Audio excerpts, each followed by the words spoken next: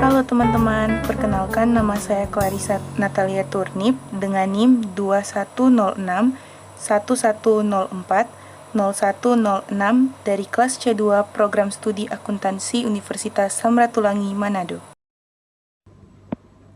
Melaporkan hasil penelitian atau hasil kegiatan, termasuk pengolahan dan analisis data, dalam bentuk tulisan yang berterima tidaklah mudah. Seringkali peneliti atau pelaksana kegiatan mengabaikan pentingnya penulisan laporan, baik dari segi kebahasaan maupun dari segi ketepatan waktu pelaporan. Padahal, pengabaian seperti itu merugikan karena dari segi yang pertama, apabila laporan tidak disusun dengan formulasi bahasa yang sesuai, termasuk struktur teks yang seharusnya, laporan itu akan sulit dipahami.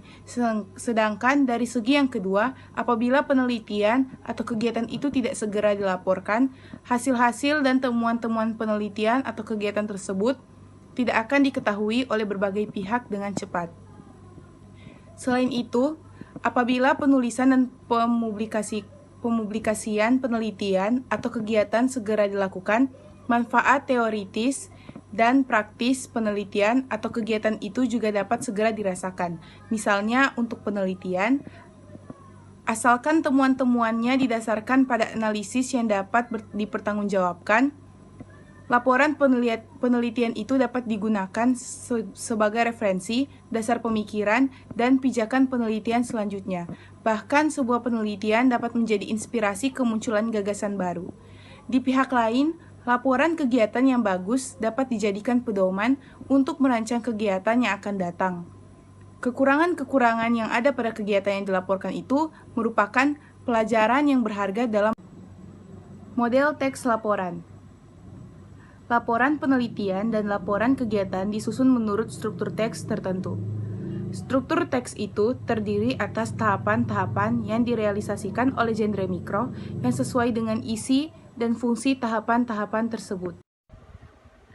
Yang pertama, abstrak. Abstrak merupakan bagian yang sangat penting dalam laporan penelitian. Pada laporan penelitian, abstrak adalah genre mikro yang berisi ringkasan seluruh penelitian yang dilaporkan. Pada konteks ini, abstrak juga disebut ringkasan atau intisari. Abstrak menjadi bagian yang tidak terpisahkan dari laporan itu sendiri secara keseluruhan. Oleh sebab itu, sebagai ringkasan, abstrak berfungsi secara sosial untuk menjelaskan keseluruhan isi penelitian yang meliputi masalah yang diteliti dan atau tujuan penelitian, metodologi penelitian, temuan yang dihasilkan dan pembahasan, serta simpulan, implikasi, atau saran.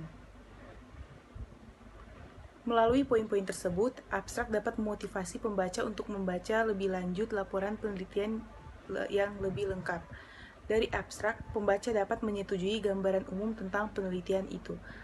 Apabila sesuai dengan yang diinginkan, pembaca kemudian menindaklanjutinya dengan mengulas seluruh penelitian tersebut dan menjadikannya sebagai referensi. Inisiatif yang untuk melakukan penelitian baru sering muncul atas dasar inspirasi yang diperoleh dari abstrak penelitian yang telah dilakukan terdahulu. Yang kedua adalah pendahuluan. Pada laporan penelitian, pendahuluan merupakan tahapan yang berfungsi untuk menyatakan latar belakang penelitian yang telah diselesaikan, permasalahan yang diteliti, tujuan penelitian, manfaat penelitian, pentingnya masalah itu diteliti, dan pendekatan atau metode atau teknik yang digunakan untuk mencapai tujuan tersebut. 3 hal yang harus disebutkan. Pertama, sering dinyatakan dalam subbab tersendiri atau dinyatakan dalam satu kesatuan dan disisipkan ke dalam paragraf pendahuluan. Adapun 2 hal yang disebutkan kemudian cukup disisipkan ke dalam paragraf-paragraf yang relevan pada pendahuluan itu. Yang ketiga, landasan teori dan tinjauan pustaka. Tahapan landasan teori dan tinjauan pustaka berisi 2 hal. Yang pertama adalah landasan teori yang berfungsi untuk menyampaikan ulasan teori yang digunakan untuk memecahkan masalah yang diteliti, dan yang kedua adalah tinjauan pustaka yang berfungsi untuk menyatakan perbandingan antara penelitian yang dilaporkan itu dan penelitian-penelitian sebelumnya. Pada kalanya, tahapan ini dilengkapi dengan kerangka pikir penelitian. Pada prinsipnya, kerangka pikir itu berisi alur pelaksanaan penelitian dan logika berpikir yang diikuti dalam melaksanakan penelitian itu secara keseluruhan.